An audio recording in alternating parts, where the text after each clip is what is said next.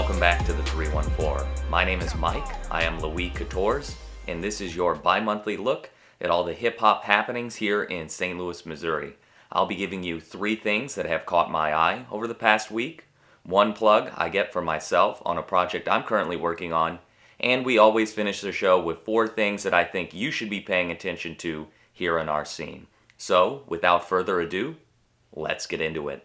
This month in June was the annual Riverfront Times Showcase, which is a music showcase featuring a lot of the local acts here in town, which can range from all different genres of music. Not only is there hip-hop, but there's country, there's rock, there's folk, and everything in between. So it's usually hosted in the Grove, and this year was no exception. And they've actually expanded the roster to include the largest number of local acts that they've ever done before. There were over 77 individuals and bands that performed throughout the weekend on both Friday and Saturday a couple weeks ago. And I think it was their most successful showcase to date. They really expanded it and made it way more inclusive. So you saw a range and a great diversity of not only acts, but also of people participating and watching. So people got wristbands for $15, and there were a number of different venues dotted along Manchester in the Grove, such as Atomic Cowboy, both outside on their pavilion and also inside at the Bootleg. They had the Ready Room, Handlebar, Twisted Tiki. They had people performing all over the place. And I just want to give big ups to everybody who performed. I both on Friday and Saturday saw people like Arshad Goods, Jade Amal, the Domino Effect was there, Eric Dante. We also saw Anthony Lucius. It was just super successful. Everyone did such a great job. Big props to the sound men and women as well. You had bands loading in and loading out constantly, and they did their best to make sure everyone could hear their performances. So if you didn't catch that this year, that happens in June every year. That is the Riverfront Time Showcase. Again, big ups to everybody who performed. It was a really, really great weekend. Also, I want to mention another performance avenue for artists in the city, which is So Far Sounds. More and more people are getting accustomed to what So Far is doing. It's this world brand, and what they do is they pick unique locations throughout major cities for artists to perform in. And we have So Far St. Louis here, and what they do is it's organized with local acts and some touring acts, and you sign up on a guest list, and the day of the show, they'll text you the address of where the show's going to be. And you just show up, you have no idea who's performing, and you just sit and get a listen to great music performed live from people you may have heard of before, and more likely than not, people you've never seen before. And you get right up in top of the musicians. It's a great way to experience music live. This past month, they released the Tesla's version of her performance that she gave, and she's just a very powerful, soulful singer. I saw her the first time at Blank Space earlier this year, and her voice and her performance really pulls you in.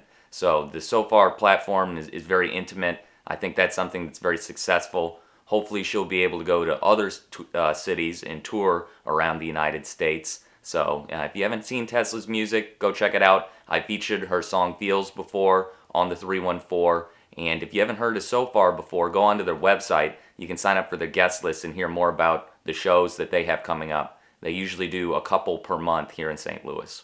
Finally, I want to wrap up with a special performance I saw the first time ever of Tanita Saputo. She is a bass player and singer. She's part of Loop Rat, but she also has her own solo stuff that she performs herself. She did a little pop-up show for free at Blank Space a couple weeks ago, and it was one of the best live performances I've seen in recent memory. She has this very sultry, warm voice. Reminds me a lot of kind of 90s alternative music, like a Sarah McLachlan or a Natalie Merchant. And she is just an amazing player, amazing performer. And I know she's done some work with So Far before, which is actually the first time I heard from her. But just to see her in person is a whole nother experience. So if you've never heard of Tanita Saputo before, I'm sure she's going to have much, much more music on the way because she's incredible. Shout out to her. One night outside, baby, tell me now, is it one night?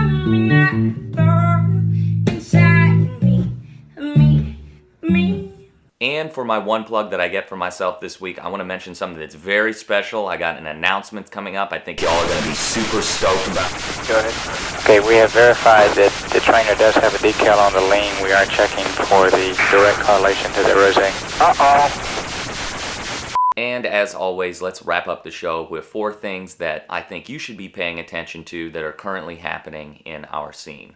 First up, we got a new single from Hyde Esco. It's a self-produced track called HD. This one is a banger. It's super tough. I love the way that Hyde Esco rides this beat, and I think it's something that you should add to your playlist. It's something that I've been listening to a lot over the past week or two.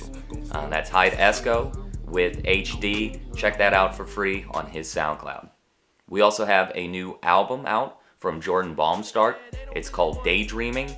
This is 10 tracks, I think, of self-produced music, and I can really tell his mindset where Jordan feels like he's getting a lot of pressure and influence from people around him who maybe don't understand where he's trying to take his career in music. I respect him for that, and I think he was very successful in having the audience hear what he has to say as an artist. So check that one out for free on his SoundCloud. It's called Daydreaming. I also want to give a shout out to Chad Savage. He dropped a short project that's called Fuck Chad. It's only about 15 to 20 minutes of new music, but I think it's worth your time.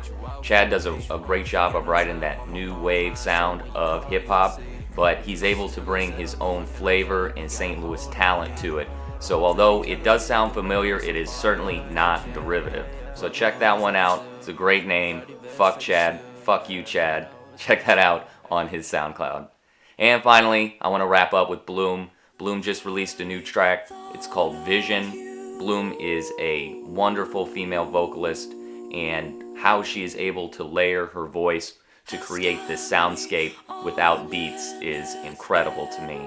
This is an a cappella track. It's amazing. I know she's got new music on the way, so I'm excited to hear more. Check that one out. It's called Vision.